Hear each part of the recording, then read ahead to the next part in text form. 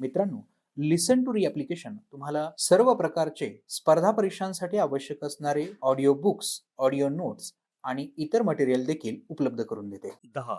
शीतयुद्ध. या पाठात आपण शीतयुद्ध ही संकल्पना समजून घेणार आहोत. 10.1 शीतयुद्ध व्याख्या. दुसऱ्या महायुद्धानंतर एका बाजूला भांडवलशाही राष्ट्रे व दुसऱ्या बाजूला कम्युनिस्ट राष्ट्रे यांच्यात सत्ता व प्रभाव यांच्यासाठी जो संघर्ष सुरू झाला त्याला शीतयुद्ध म्हणतात. दुसऱ्या महायुद्धाच्या काळात वॉल्टर लिपमन या वृत्तपत्रात लेखन करणाऱ्या स्तंभलेखकाने सर्वप्रथम कोल्ड वॉर शीतयुद्ध हा शब्दप्रयोग वापरला. कोल्ड वॉर संकल्पनेत पुढील घटकांचा समावेश आहे. शीतयुद्ध. प्रत्यक्ष युद्धाचा अभाव, तीव्र शस्त्र स्पर्धा, आक्रमक राजनीती, आंतरराष्ट्रीय पातळीवर परस्पर अविश्वास, राजकीय व आर्थिक दबाव, तत्वप्रणालींचा संघर्ष. शीतयुद्धाची पार्श्वभूमी. शीतयुद्ध घडून येण्यास दुसरे महायुद्ध कारणीभूत ठरले. इंग्लंड व फ्रान्स यांचे महत्त्व कमी झाले. या महायुद्धादरम्यान सोव्हिएट रशियाच्या सैन्याने पूर्व युरोप तर अमेरिका, फ्रान्स आणि इंग्लंड यांनी पश्चिम युरोपवर प्रभुत्व मिळवले. यामुळे युद्ध संपल्यावर युरोपचे पूर्व आणि पश्चिम असे विभाजन घडून आले. सोव्हिएट रशियाच्या प्रभावाखाली असलेल्या पूर्व युरोपीय राष्ट्रांनी साम्यवादी विचारप्रणालीचा स्वीकार केला. अमेरिकेच्या प्रभावाखाली असणाऱ्या पश्चिम युरोपीय राष्ट्रांनी भांडवलशाही व्यवस्था मान्य केली. यातून शीतयुद्ध आकाराला आले. माहीत आहे का तुम्हाला, साम्यवादी विचारसरणीच्या प्रभावाखालील पूर्व युरोप आणि लोकशाहीचा पुरस्कार करणारा पश्चिम युरोप यांच्या विभाजनाला उद्देशून इंग्लंडचे प्रधानमंत्री सर विन्स्टन चर्चिल यांनी पोलादी पडदा ही संज्ञा वापरली. शीतयुद्धाची वाटचाल. दुसरे महायुद्ध संपल्यावर अमेरिकेने मार्शल प्लॅनची योजना आखून युरोपीय राष्ट्रांना साम्यवादापासून रोखण्यासाठी आर्थिक मदत सुरू केली. याच्या विरोधात रशियाने आशिया व आफ्रिकेतील स्वातंत्र्य चळवळींना प्रोत्साहन दिले. अमेरिका आणि सोव्हिएट रशिया यांच्यात युरोपच्या पूर्व आणि पश्चिम विभागणीने तणाव निर्माण झाला. या दोन राष्ट्रांमध्ये प्रत्यक्ष समोरासमोर युद्ध झाले नाही. जग तिसऱ्या महायुद्धाच्या उंबरठ्यापर्यंत पोचले आहे अशी परिस्थिती निर्माण झाली. परंतु उभयपक्षी सामंजस्याचे धोरण अवलंबले गेले. दोन्ही राष्ट्रे कायम युद्धाच्या तयारीत. दोन्ही राष्ट्रांमध्ये तणाव, मात्र प्रत्यक्ष युद्ध नाही. या परिस्थितीला ढोबळ मनाने शीतयुद्ध म्हणतात. दुसरे महायुद्ध संपल्यानंतर युरोपची विभागणी राजकीय, आर्थिक, लष्करी या मुद्द्यांच्या आधारे झाली. परंतु विचारप्रणालीचा स्वीकार हा महत्त्वाचा मुद्दा शीतयुद्धामागे होता. साम्यवादी सोव्हिएट रशियाच्या विचारसरणीत उत्पन्नाच्या स्रोतांची सरकारी मालकी हा मध्यवर्ती विचार आहे, तर अमेरिकेच्या भांडवलशाही विचारसरणीत उत्पन्नाच्या स्रोतांच्या खासगी मालकीचा विचार मध्यवर्ती आहे. शीतयुद्धाची व्याप्ती युरोपपुरती मर्यादित न राहता ती आशिया खंडातही पसरली. 20व्या शतकाच्या पूर्वार्धात दोन महत्त्वाच्या घटना घडल्या. यात सोव्हिएट रशिया आणि चीन यांच्यातील लष्करी करार आणि उत्तर आणि दक्षिण कोरिया यांच्यातील संघर्ष ह्या महत्त्वाच्या घटना होत. सोव्हिएट रशियाचे प्रमुख लष्कर जोसेफ स्टॅलिन यांच्या काळात शीतयुद्ध सुरू झाले. त्यांच्यानंतर सोव्हिएट रशियाचे प्रमुखपदी निकिता क्रुश्चेव आले. आण्विक युद्धाची संहारकता काय असू शकते याची त्यांना कल्पना असल्यामुळे त्यांनी सोव्हिएट रशियाची भूतकाळातील भूमिका बदलून वास्तववादी धोरण स्वीकारले. त्यांनी सोव्हिएट रशिया आणि अमेरिका यांच्या शांततामय सहजीवनावर भर दिला. या धोरणातूनच या दोन्ही राष्ट्रांच्या प्रमुखांची भेट घडून आली. 1959 मध्ये कॅम्प डेव्हिड येथे अमेरिकेचे राष्ट्राध्यक्ष आयसेनहॉवर आणि सोव्हिएट रशियाचे निकिता क्रुश्चेव यांची भेट घडून आली. 1961 मध्ये सोव्हिएट रशियाने बर्लिनची भिंत उभारली. यामुळे पश्चिम बर्लिन आणि पूर्व बर्लिन यांच्यातील संबंध संपला. या घटनेतून युरोपात तणाव वाढला. 1962 मध्ये शीतयुद्धाच्या तणावाचे केंद्र क्युबा हा देश ठरला. क्युबा देशातील क्षेपणास्त्र पेच प्रसंगामुळे अमेरिका आणि रशिया यांच्यात तणाव वाढला. हा तणाव कमी करण्यासाठी उभयपक्षी करार, तात्काळ दूरध्वनीवर संवाद साधण्यासाठी हॉटलाईन इत्यादी उपाय योजले गेले. 1972 मध्ये अमेरिकेचे राष्ट्राध्यक्ष रिचर्ड निक्सन आणि सोव्हिएट रशियाचे नेते ब्रेझनेव मॉस्को येथे भेटले. या दोन राष्ट्रांच्या शिखर परिषदेत आण्विक क्षेपणास्त्रांच्या संख्येवर मर्यादा आणण्यावर एकमत झाले. उभय देशांमधील तणाव कमी होण्यास या परिषदेने सुरुवात झाली. या ताणतणाव कमी करण्याच्या प्रक्रियेस देतांत म्हणतात. आमचे असेच ऑडिओ लेक्चर ऐकत राहण्यासाठी तुम्ही या ऑडिओसोबतच्या लिंकवर क्लिक करून प्ले स्टोअरवरून आपले ॲप्लिकेशन डाउनलोड करू शकता. पुढे अमेरिकन अध्यक्षांनी चीनला भेट देऊन साम्यवादी चीनच्या शासनाला मान्यता दिली. संयुक्त राष्ट्रांच्या सुरक्षा समितीमध्ये व्हेटोचा वापर करून मित्र राष्ट्रांची बाजू घेणे, विविध लष्करी करार, आर्थिक देवाणघेवाण, व्यापारी सवलती, मित्र राष्ट्रांचा दर्जा देणे या माध्यमातून या दोन्ही सत्तांनी जगभर गटबाजीला प्रोत्साहन दिले. दोन विचारधारांमधील फरक, एकमेकांची भीती, अविश्वासाचे वातावरण, साम्यवाद विरुद्ध भांडवलशाही, गैरसमज दूर करणाऱ्या यंत्रणेचा अभाव, एकमेकांना समजून घेण्याच्या वृत्तीचा अभाव यामुळे शीतयुद्ध अधिकच धगधगत राहिले. देतांत पर्व. सोव्हिएट रशिया गट, पूर्व Germany, Poland, Czechoslovakia, Hungary, Romania, Bulgaria, Albania. विचारप्रणाली साम्यवादी, अर्थव्यवस्था सरकारी मालकी. सुरक्षा गट, वॉर्सा करार 1950 सोव्हिएट रशिया व चीन यांच्यात करार. सुरक्षा गट, वॉर्सा करार 1950 मध्ये सोव्हिएट रशिया व चीन यांच्यात करार झाला.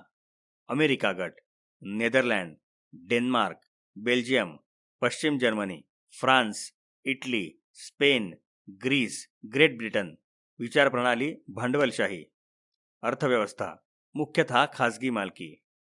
सुरक्षा गट, नाटो, एन्झुस, सिएटो, सेंटो. देतांत पर्व. अमेरिका आणि सोव्हिएट रशियाने देतांत प्रक्रिया चालू ठेवण्याची भूमिका घेतली. यातूनच 1973 मध्ये फ्रान्सची राजधानी पॅरिस येथे झालेल्या परिषदेत व्हिएतनाम युद्ध समाप्त करण्याचे प्रयत्न जोरात सुरू झाले. 1975च्या हेल्सिंकी परिषदेने शांततेची चर्चा अधिकच पुढे नेली. या परिषदेस अमेरिका आणि सोव्हिएट रशिया या प्रमुख राष्ट्रांबरोबरच युरोपातील 35 राष्ट्रे सहभागी झाली. पूर्व आणि पश्चिम युरोपियन देशांमधील तणाव कमी करण्यासाठी ही परिषद आयोजित करण्यात आली होती. 1978च्या कॅम्प डेव्हिड परिषदेने इस्रायल आणि अरब यांच्यातील वाद सोडवण्याच्या प्रयत्नांवर भर देण्यात आला. 1979 या वर्षी इराणमध्ये राजकीय क्रांती झाली. इराणच्या शहाची हकालपट्टी होऊन आयातोल्ला खोमेनी यांची सत्ता इराणमध्ये आली. इराणने अमेरिकेबरोबरचे राजनैतिक संबंध संपवून सेंटो कराराचा त्याग केला. सोव्हिएट रशियाने अफगाणिस्तानमध्ये कारमाल यांच्या नेतृत्वाखाली 1979 मध्ये समाजवादी सरकार स्थापले. सोव्हिएट रशिया आणि अमेरिका यांच्यामध्ये अंतराळयान आणि अण्वस्त्रांच्या क्षेत्रातील स्पर्धा प्रथमपासूनच होती. पुढे लांब पल्ल्याची क्षेपणास्त्रे दोन्ही देशांनी विकसित केली. त्यानंतर अण्वस्त्रांची संख्या व तीव्रता कमी करण्यासाठी त्यांच्यामध्ये करारही झाले. खेळांच्या माध्यमातून राजकारण करण्याचा प्रयत्न झाला. सोव्हिएट रशियाच्या अफगाणिस्तानमधील हस्तक्षेपामुळे अमेरिकेने मॉस्को येथील ऑलिम्पिकवर बहिष्कार टाकला. तिसरे महायुद्ध केव्हाही होऊ शकते याची जाणीव अमेरिका आणि सोव्हिएट रशिया या देशांना झाली होती. ते टाळण्यासाठी उभय पक्षींनी आण्विक क्षेपणास्त्रांच्या वापरावर मर्यादा घालणारा करार केला. गोर्बाचेव यांचा कालखंड. 1985 मध्ये गोर्बाचेव कम्युनिस्ट पक्षाचे सरचिटणीस झाले. 1985 मध्ये गोर्बाचेव कम्युनिस्ट पक्षाचे सरचिटणीस झाले आणि सोव्हिएट रशियाचे नेतृत्व त्यांच्याकडे आले. गोर्बाचेव यांच्या काळात शीतयुद्धाची अखेर झाली. त्यांनी पेरेस्ट्रॉइका आणि ग्लासनोस्टच्या माध्यमातून रशियात बदल घडवून आणले. पेरेस्ट्रॉइका म्हणजे पुनर्रचना आणि ग्लासनोस्ट म्हणजे खुलेपणा. या काळातील रशियातील अर्थव्यवस्था डबघाईला आली होती. गोर्बाचेव यांनी राजकीय व आर्थिक व्यवस्थेची पुनर्रचना करण्याचा प्रयत्न केला. मुक्त निवडणुकांचा पुरस्कार केला. साम्यवादी पक्षाची मक्तेदारी संपुष्टात आणण्याचे प्रयत्न केले. अर्थव्यवस्थेवरील केंद्रीय नियंत्रण कमी केले. लेखक, पत्रकार आणि बुद्धिवंतांना अभिव्यक्तीचे स्वातंत्र्य दिले. पूर्व पश्चिम जर्मनीतील भेद संपवून जर्मनीच्या एकीकरणास चालना देणारे गोर्बाचेव मायदेशाला एकत्र ठेवू शकले नाहीत. त्यांच्याच काळात सोव्हिएट रशियाचे विघटन होऊन एकसंध सोव्हिएट रशियाचे अस्तित्व संपुष्टात आले. 1991 नंतर जगाच्या इतिहासात शीतयुद्धोत्तर जग आणि सोव्हिएट रशियानंतरचे जग हे दोन नवे शब्दप्रयोग वापरात आले. सोव्हिएट रशियाच्या विघटनानंतर उदयास आलेले देश: 1. Estonia, 2. Latvia, 3. Lithuania, 4. Belarus, 5.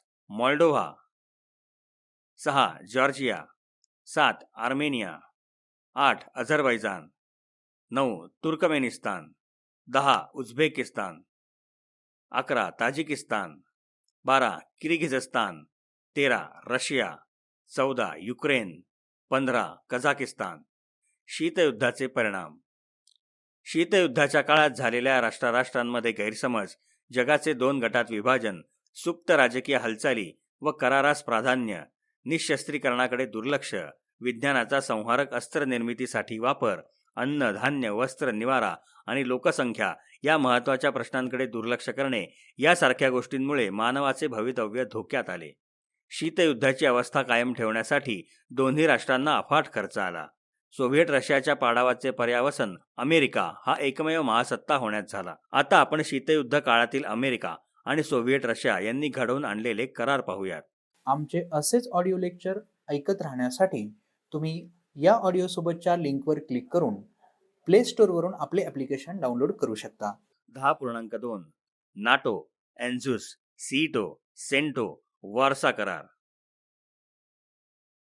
NATO, North Atlantic Treaty Organization, 1949. Soviet रशियाच्या विस्तारवादाविरुद्ध युरोपीय राष्ट्रांना लष्करी संरक्षण देण्यासाठी नाटो या संघटनेची स्थापना करण्यात आली. Norway, France, Italy, Denmark, Great Britain, America, Netherland, Portugal, तुर्कस्तान, पश्चिम Germany, Greece, Belgium, Canada, Iceland, Luxembourg आणि स्पेन इत्यादी देश नाटो या संघटनेचे सभासद होते. नाटो करारात पुढील महत्त्वाची कलमे होती. करारातील कोणत्याही एका अथवा त्याहून अधिक राष्ट्रांवर कोणीही आक्रमण केल्यास ते सर्वांवरील आक्रमण मानले जाईल. नाटोचे सभासद देश शांतता आणि सुरक्षितता टिकवण्यासाठी प्रयत्न करतील. सभासद राष्ट्रांनी परस्परातील प्रश्न विचारविनिमयाने सोडवावेत. नाटोचे प्रमुख केंद्र पॅरिसमध्ये आहे. नाटोचे महत्त्वाचे निर्णय अमेरिका घेत असे. पुढील काळात नाटोला प्रत्युत्तर देण्यासाठी सोव्हिएट रशियाने साम्यवादी राष्ट्रांचा वॉर्सा करार घडवून आणला. एन्झुस करार 1 सप्टेंबर 1951 रोजी ऑस्ट्रेलिया ए, न्यूझीलंड NZ आणि United states of America US या राष्ट्रांनी एक करार केला. ही राष्ट्रे पॅसिफिक महासागरांशी संबंधित आहेत. या राष्ट्रांनी मिळून स्वसंरक्षणार्थ केलेला करार एन्झुस या नावाने ओळखला जातो. पॅसिफिक त्रिपक्षीय संरक्षण करार असे या कराराचे वर्णन करतात.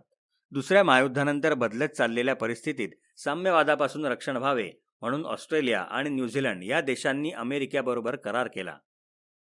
ब्रिटिश राष्ट्रकुलातील राष्ट्रांनी स्वतंत्रपणे अमेरिकेशी लष्करी करार केल्याचे हे पहिलेच उदाहरण होते. याचा अर्थ स्पष्टच होता की त्यांना युनायटेड किंगडम आणि फ्रान्सचे महत्त्व वाढू द्यायचे नव्हते. पॅसिफिक महासागरात असणाऱ्या देशांनी साम्यवादी चीनपासून संरक्षण मिळावे असाही एक हेतू या कराराचा होता. SEATO, South East Asia Treaty organisation.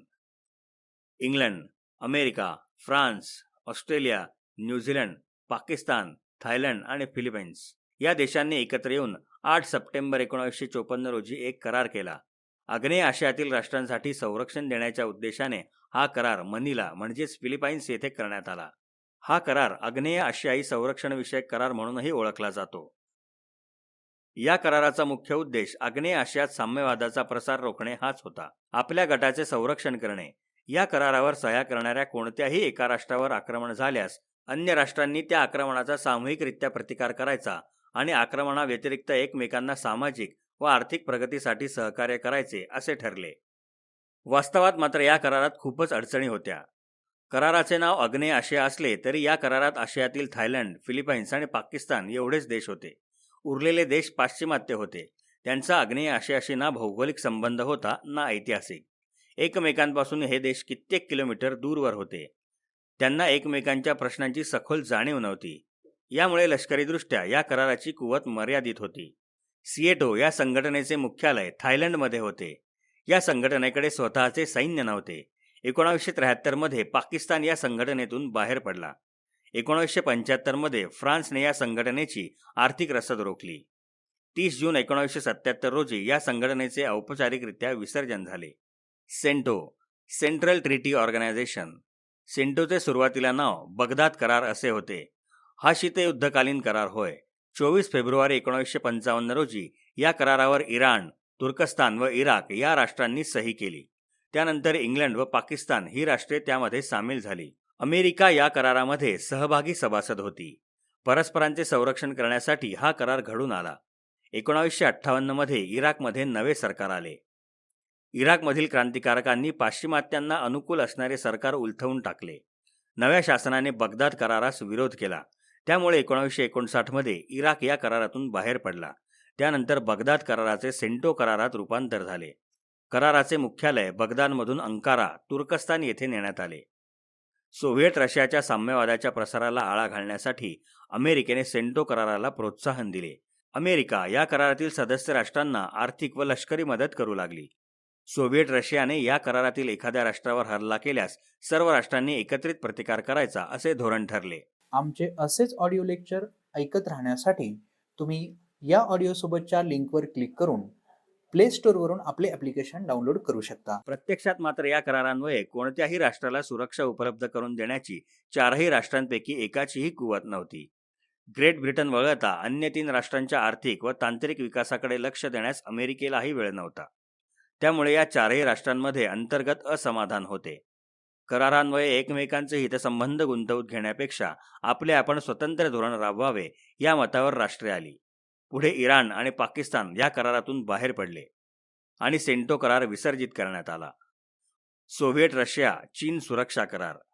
Soviet Russia आणि चीन यांच्यात 1950 मध्ये संरक्षणात्मक करार घडून आलेला होता. या करारानुसार सोव्हिएट रशियाने चीनला आर्थिक, औद्योगिक, तंत्रज्ञान इत्यादी मदत करण्याचे मान्य केले. वॉर्सा करार. युरोपमध्ये अमेरिकेच्या धोरणांना विरोध करण्यासाठी सोव्हिएट रशियाने वॉर्सा करार घडवून आणला. वॉर्सा करारात Soviet Russia, Albania, Bulgaria, Czechoslovakia, पूर्व जर्मनी, हंगेरी, पोलंड आणि रुमानिया या राष्ट्रांचा समावेश होता. 1968 मध्ये अल्बानियाने गटाचे सदस्यत्व सोडले. हे जाणून घ्या. 1945 मध्ये मित्र राष्ट्रांनी बर्लिन ही जर्मनीची राजधानी काबीज केली. जर्मनीच्या पुनर्रचनेची योजना आखण्यात आली. फ्रान्सला या योजनेत सामील करून घेण्याची रशियाची इच्छा नव्हती, कारण रशियाच्या मते फ्रान्सचा या विजयात काहीच हातभार नव्हता. तरीही जर्मनीच्या पुनर्रचनेच्या योजनेत ग्रेट ब्रिटन, अमेरिका आणि फ्रान्सचा सहभाग होता. यातून जो वाद निर्माण झाला तो बर्लिन संघर्ष म्हणून ओळखला जातो. जर्मनीचे पूर्व जर्मनी आणि पश्चिम जर्मनी असे विभाजन झाले. पूर्व जर्मनी रशियाच्या अंकित होती, तर पश्चिम जर्मनी इंग्लंड अमेरिकेच्या. 1961 साली सोव्हिएट रशियाने बर्लिनची भिंत उभारायला सुरुवात केली. या भिंतीमुळे नागरिकांची आपल्या आप्तेष्टांपासून ताटातूट झाली. या भिंतीविषयी जर्मन नागरिकांच्या मनात तिरस्कार होता. ते या भिंतीस वॉल ऑफ शेम म्हणून संबोधत. पुढे 1989 ते 1990 या कालखंडात ही भिंत पूर्णपणे पाडून जर्मनीचे एकत्रीकरण केले गेले. 10.3 अलिप्ततावाद. भारताची भूमिका. Non aligned movement. NAM NAM. दुसऱ्या महायुद्धानंतर सोव्हिएट रशिया किंवा अमेरिका यांच्या गटात सामील न होता स्वतःचा विकास स्वतःच करणे, स्वतःची धोरणे ठरवून शांततेचा मार्ग अवलंबणे असे धोरण भारताने स्वीकारले. हे धोरण म्हणजे अलिप्ततावाद होय. नामच्या स्थापनेत Pandit Jawaharlal Nehru, doctor Sukarno Indonesia, Kwame Nkrumah Ghana, Gamal Abdul Nasser Egypt आणि मार्शल टिटो युगोस्लाविया यांनी पुढाकार घेतला. अलिप्ततावादी राष्ट्र. अलिप्ततावादी राष्ट्र कोणाला म्हणावे? जी राष्ट्रे शांततामय सहजीवनाच्या आधारे स्वतंत्र परराष्ट्रीय धोरणाचा पाठपुरावा करतात, इतर परतंत्र देशातील स्वातंत्र्य संग्रामांना पाठिंबा देतात आणि महासत्तांनी स्थापन केलेल्या लष्करी करारात किंवा महासत्तांची द्विपक्षी करारात स्वतःला गुंतवून घेत नाहीत, त्यांना अलिप्ततावादी राष्ट्रे मानण्यात येते. अलिप्ततावाद ही कल्पना युद्धापेक्षा शांततेशी निगडीत आहे, म्हणून ती विधायक आहे. 1961 मध्ये बेलग्रेड येथे परिषद भरली. बेलग्रेड परिषदेस 25 राष्ट्रांचे प्रतिनिधी उपस्थित होते. शांततेचे आवाहन करणारे 27 कलमी निवेदन परिषदेच्या शेवटी करण्यात आले. यात पुढील मागण्यांचा समावेश होता. आशिया, आफ्रिका आणि दक्षिण अमेरिका विभागात आक्रमणाच्या कारवाया बंद करा. अल्जेरिया आणि अंगोला या देशांना स्वातंत्र्य द्या. ट्युनिशियातून फ्रेंच फौजा मागे घ्या. कांगोमधील हस्तक्षेप थांबवा. दक्षिण आफ्रिकेने वर्णद्वेषी धोरण सोडावे. पॅलेस्टाईनमधील अरबांना न्याय्य हक्क मिळावेत अशा मागण्या या परिषदेत करण्यात आल्या. बेलग्रेड नंतरची कैरो परिषद ऑक्टोबर 1964 मधली महत्त्वाची परिषद होय. या परिषदेत प्रधानमंत्री लाल बहादूर शास्त्री यांनी भारताचे प्रतिनिधित्व केले. लष्करी गट आणि परदेशांचे लष्करी तळ याविरुद्ध जागतिक लोकमत तयार करण्याचे आवाहन या परिषदेत करण्यात आले. सप्टेंबर 1970 मध्ये लुसाका, झांबिया येथे अलिप्ततावादी राष्ट्रांची तिसरी परिषद भरली. अलिप्ततावादी देशांनी आपले ऐक्य बळकट करावे, लष्करी करारांना विरोध करण्याचे धोरण चालू ठेवावे आंतरराष्ट्रीय संबंधात समानता यावी व शस्त्रकपात व्हावी म्हणून प्रयत्न करावे असे ठरले. याशिवाय वसाहतवाद व वंशद्वेष नष्ट करावा, आपसातील सहकार्यावर भर द्यावा व संयुक्त राष्ट्रे ही संघटना अधिक बळकट करावी असे या परिषदेत ठरले. 1973 मध्ये अल्जियर्स येथे चौथी शिखर परिषद भरली. एक नवी आंतरराष्ट्रीय आर्थिक व्यवस्था व आंतरराष्ट्रीय वृत्त संकलन व वृत्त प्रसार व्यवस्था निर्माण करण्याची मागणी या परिषदेत पुढे आली. एक नवी आंतरराष्ट्रीय आर्थिक व्यवस्था व आंतरराष्ट्रीय वृत्त संकलन व वृत्त प्रसार व्यवस्था निर्माण करण्याची मागणी या परिषदेत पुढे आली.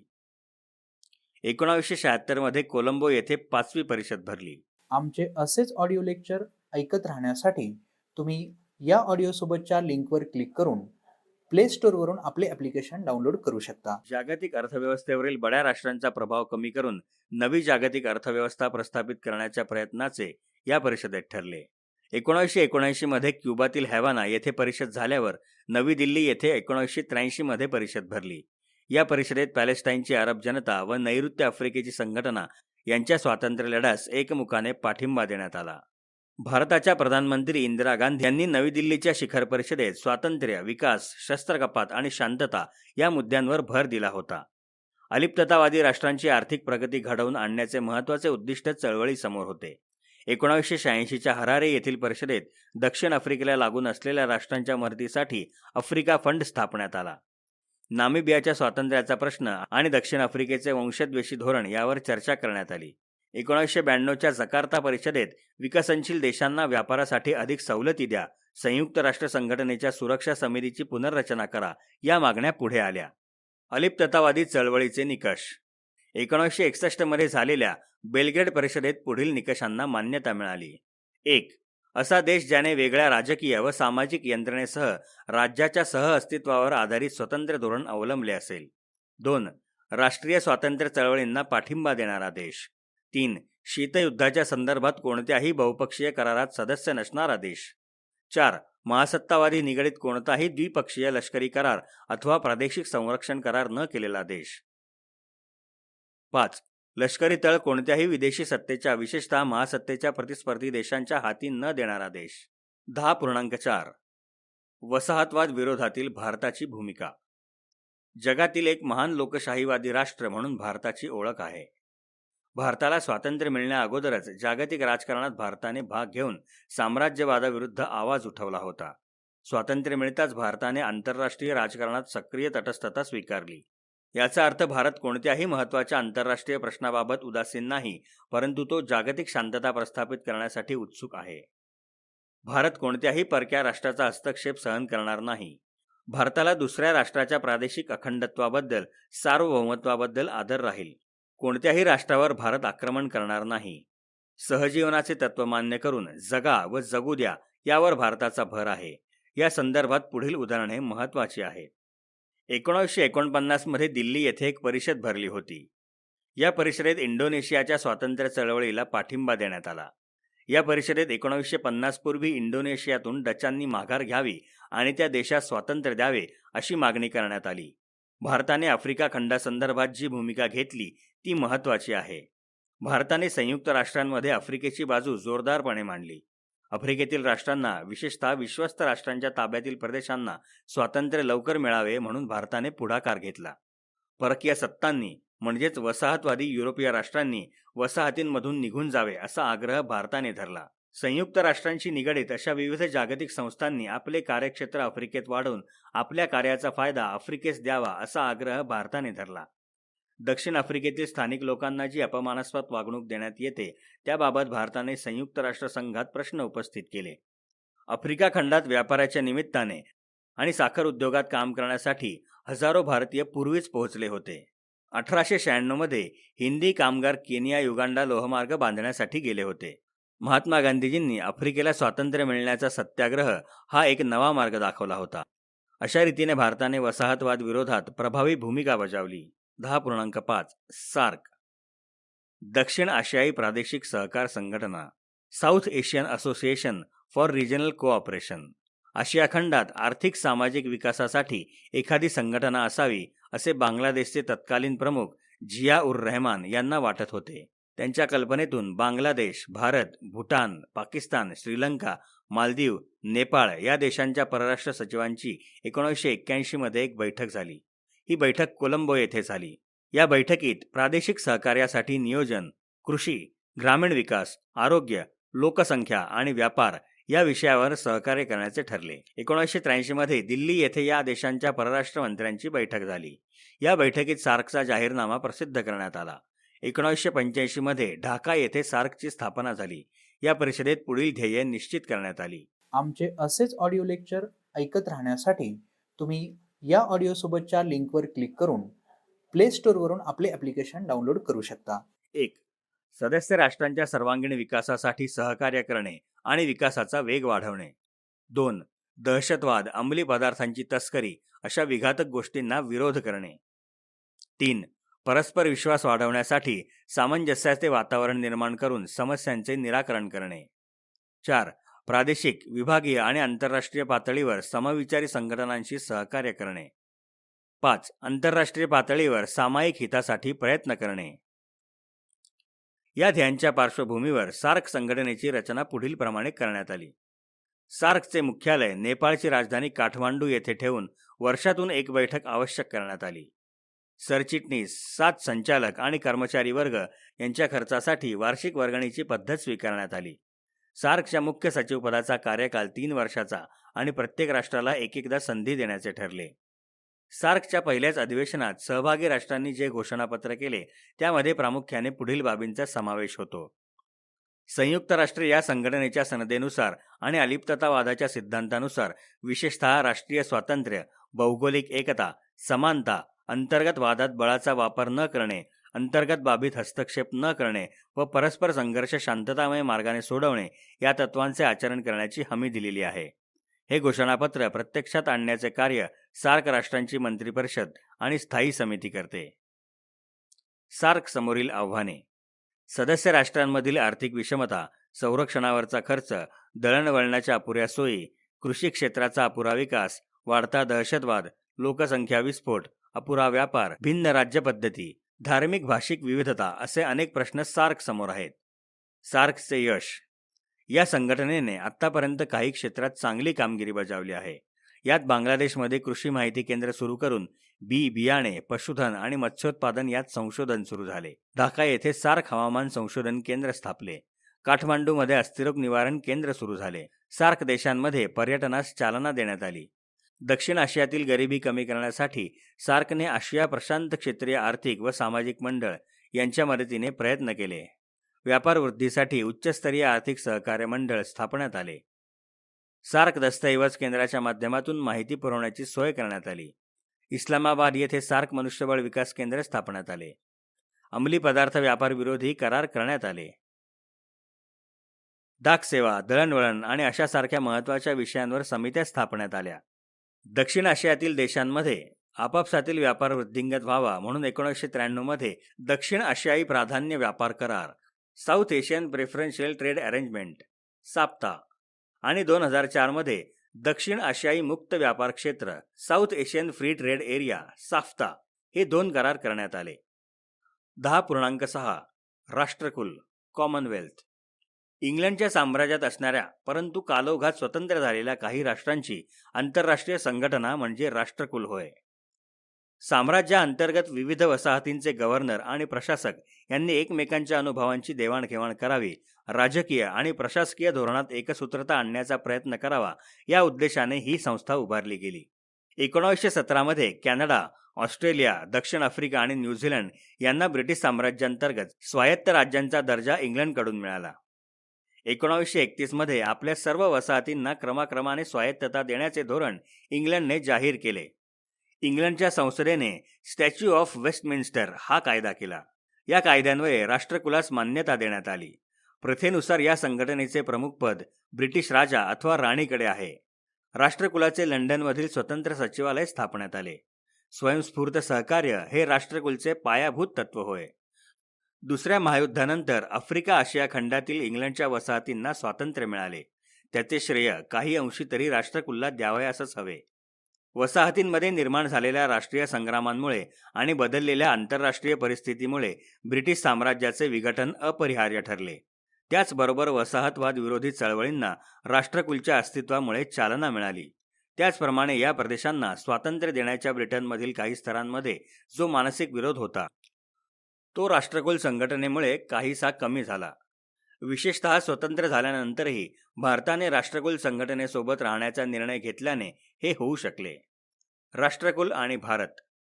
1948 मध्ये राजस्थान येथील जयपूरमध्ये भरलेल्या काँग्रेस अधिवेशनात पंडित नेहरू यांनी राष्ट्रकुलामध्ये सामील होण्याचा निर्णय घेतला.